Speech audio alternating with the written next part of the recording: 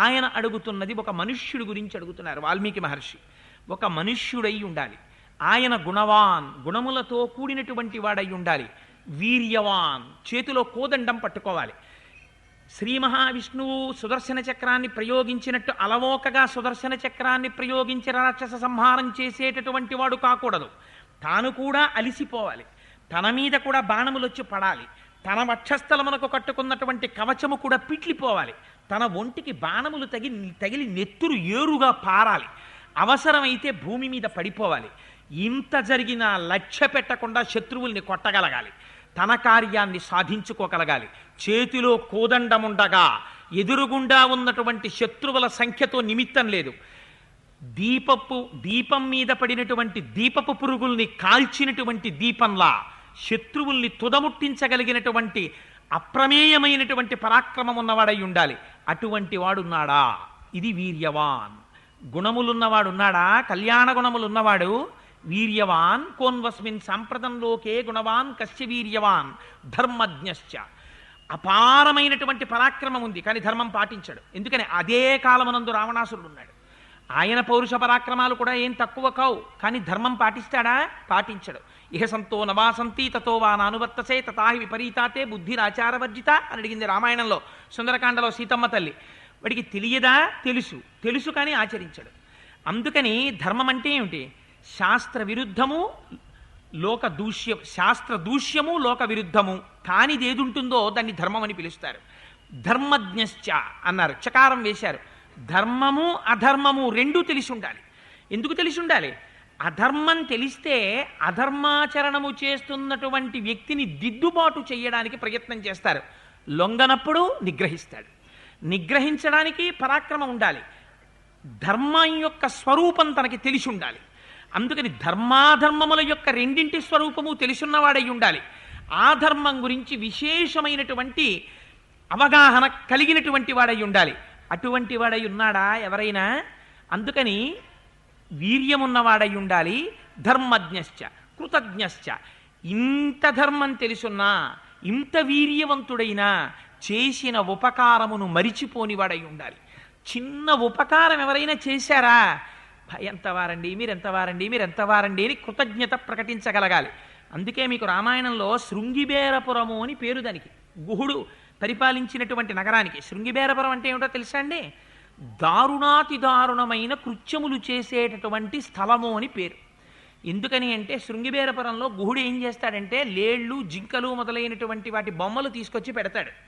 పెడితే ఆ చుట్టుపక్కల ఉన్న లేళ్ళు, జింకలు చూసి మన జాతికి చెందిన జంతువులే ఇక్కడ ఉన్నాయని పరిగెత్తుకుంటూ వస్తాయి. వస్తే అప్పుడు వాటిని వల వేసి పట్టుకుంటాడు. పట్టుకుని వాటిని సంహరించి వాటి మాంసం తిని వాటి చర్మాన్ని ఉత్తరిస్తాడు. అంత క్రూరమైన దృష్టితో పనిచేసేటటువంటి వాడున్నాడే, అటువంటి గుహుడు రామా నేను నీవాడనయ్యా అన్నాడు. రాముణ్ణి ప్రేమించాడు. ప్రేమించినంత మాత్రం చేత తనకి పట్టాభిషేకం జరుగుతుంటే నాకు తగిన దీటైన స్నేహితుడయా గుహుణ్ణి తీసుకురా అని హనుమని పంపించారు. అందుకని కృతజ్ఞశ్చ, చిన్న ఉపకారం చేస్తే మరిచిపోకుండా జ్ఞాపకం పెట్టుకుని, ఇంత పరాక్రమం తనకున్నా చిన్న ఉపకారం ఉంటే దాన్ని తలుచుకుని గుర్తుపెట్టుకుని పొంగిపోయేటటువంటి మనస్తత్వం ఉన్నవాడు ఉన్నాడా ఈ ప్రపంచంలో? కోన్వస్మిన్ సాంప్రతంలోకే గుణవాన్ కస్య వీర్యవాన్ ధర్మజ్ఞశ్చ కృతజ్ఞశ్చ సత్యవాక్యో దృఢవ్రతః. సత్యవాక్యో, ఎంత కష్టమే రానివ్వండి, తనొక్క అసత్యం చెప్పాడా తప్పుకోవచ్చు, కానీ చెప్పడు. ఎందుకు చెప్పడు? ఇప్పుడు ఈ అసత్యం చెప్తే నేను ఈ కష్టంలోంచి బయట పడిపోవచ్చు, కానీ ఇది కాదు నాకు రక్షణ.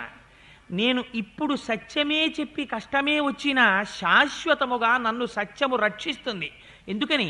నువ్వు అసత్యం చెప్తే రక్షింపబడడం నీ కంటి ముందు కనబడుతోంది. సత్యం చెప్పి కష్టం కొని సత్యమేవేశ్వరో లోకే సత్యం పద్మాశ్రితా సదా సత్య మూలాని సర్వాణి సత్యాన్నాస్తి పరమం పదం అంటాడు అయోధ్యకాండలో రామచంద్రమూర్తి. నాకు అక్కర్లేదయా రాజ్యం అన్నాడు. ఎందుకు అక్కర్లేదు? నాకు సత్యం కావాలి. మా నాన్నగారిని సత్యప్రతిష్ఠితుణ్ణి చెయ్యాలి, మా నాన్నగారు ఇచ్చినటువంటి మాట నిలబడాలి, అందుకని నాకు రాజ్యం అక్కర్లేదన్నాడు.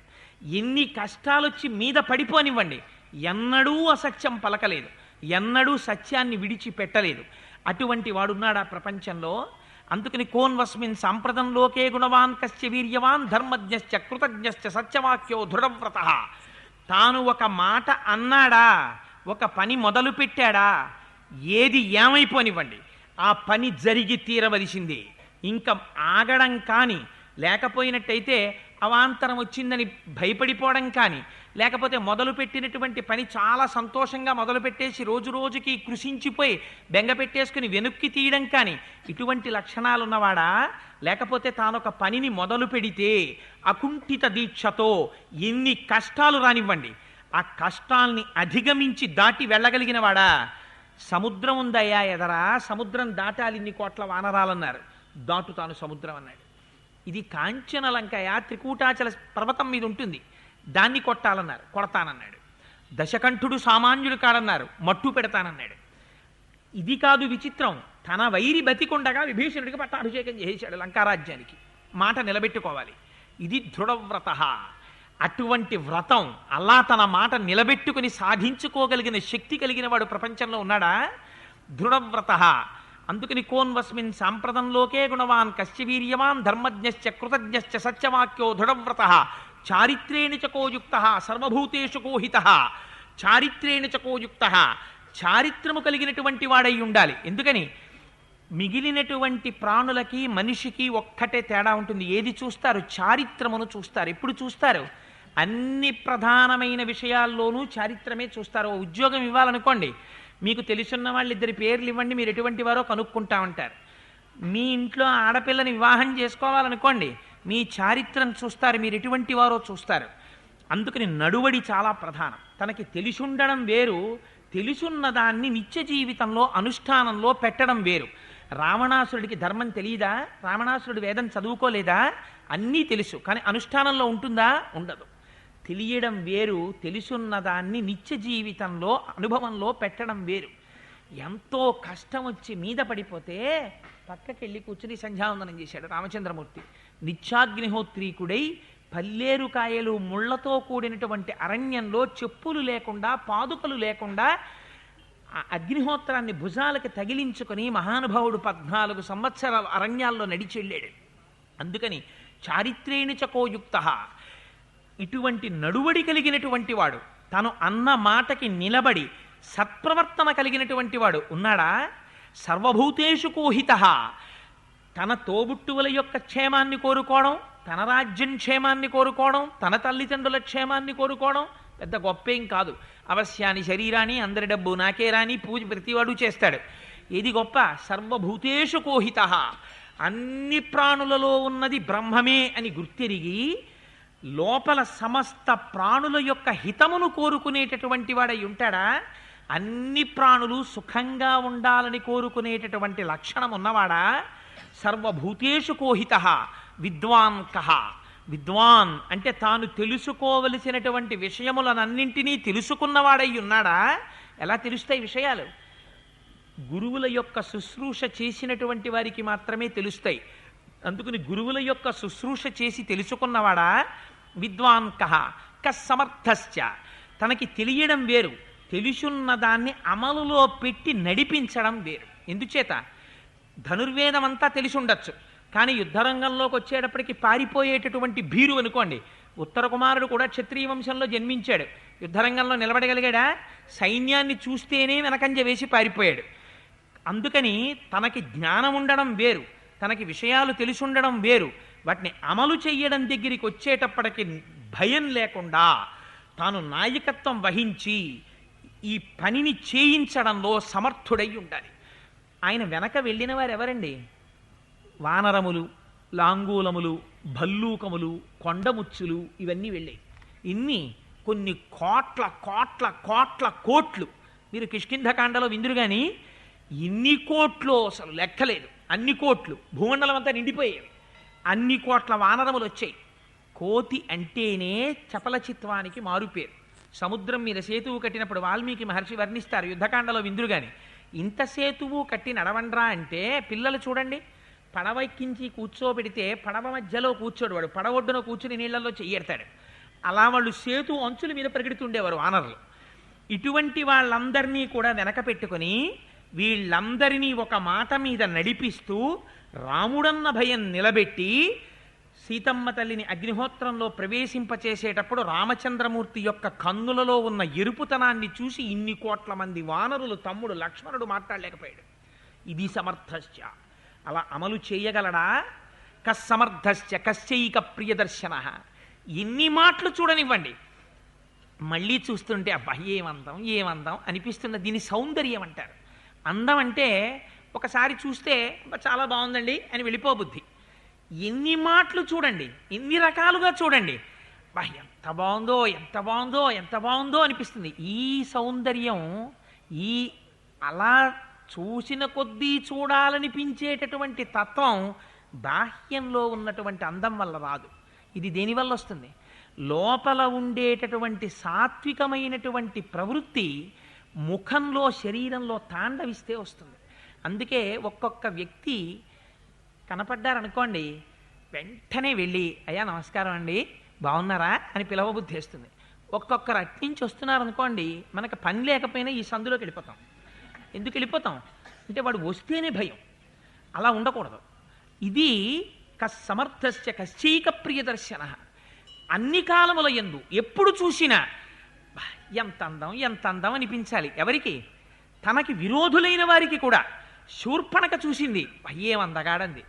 తన భర్త చచ్చిపోయాడు వాలి, చూసింది తార, ఏం మహానుభావుడు రా అంది. పక్షులు చూసాయి, ఏమందగాడు రా అన్నాయి. మహర్షులు చూశారు, పుంసామోహన రూపాయ పుణ్యశ్లోకాయ మంగళం అన్నారు. ఇటువంటి వాడిని భర్తగా పొందితే బాగుండనుకున్నారు ఏమిటి మగవాళ్ళైనటువంటి మహర్షులు. ఇది సర్వభూతములు చూసేటప్పటికి అబ్బా ఏమందం అనిపించాలి. ఈ అందం ఉపాసనా బలం. ఒక చంద్రశేఖర పరమాచార్యులు వారు నడిచి వచ్చేస్తున్నారనుకోండి, అలాగా ఇంత బొట్టెట్టుకుని ఇలా విభూతి పెట్టుకుని ఇలా వంగిపోయి సత్యదండం పట్టుకుని నడుస్తున్నారనుకోండి, ఎటు నుంచి చూడండి వారిని, అబ్బా మహానుభావుడు మహానుభావుడు అనిపిస్తుంది. అది అందం అంటారా మీరు? కాదు. కశ్చైక ప్రియదర్శన. వారిని చూస్తే చాలు కష్టాలన్నీ పోతాయి. అందుకే ప్రయత్నపూర్వకంగా కొంతమంది దర్శనం చేస్తారు వెళ్ళి. ఎందుకు? వారి సన్నిధికి వెడితే చాలు, వారిని చూస్తే చాలు కష్టాలన్నీ పోతాయి. ఎప్పుడు వారు నిరంతర సంతోషి, అంత ఆనందంగా ఉంటాడు. నోరు విప్పితే భగవంతుడి గురించి మాట్లాడుతూ ఉంటాడు. అందరికీ హితం చెయ్యాలనేటటువంటి లక్షణంలో ఉంటాడు. అందుకని కశ్చైక ప్రియదర్శన. ఆత్మవాన్కో. ఆత్మవాన్ అంటే అమరకోశాన్ని బట్టి ధైర్యం, అపారమైనటువంటి ధైర్యము కలిగినటువంటి వాడేవాడు. అంటే పైకి డాంబికంగా కనపడినా మేకపోతులాగా లోపల మాత్రం భయాన్ని పొందాడనుకోండి, అది ధైర్యం అనిపించుకోదు. మొక్కవోని ధైర్యంతో నిలబడగలగాలి. నేనే తలుచుకున్నానా ఈ బ్రహ్మాండములన్నింటినీ శాసిస్తానంటాడు రామచంద్రమూర్తి. ఎన్నడూ భయపడడం అన్నది రామచంద్రమూర్తి జీవితంలో లేదు.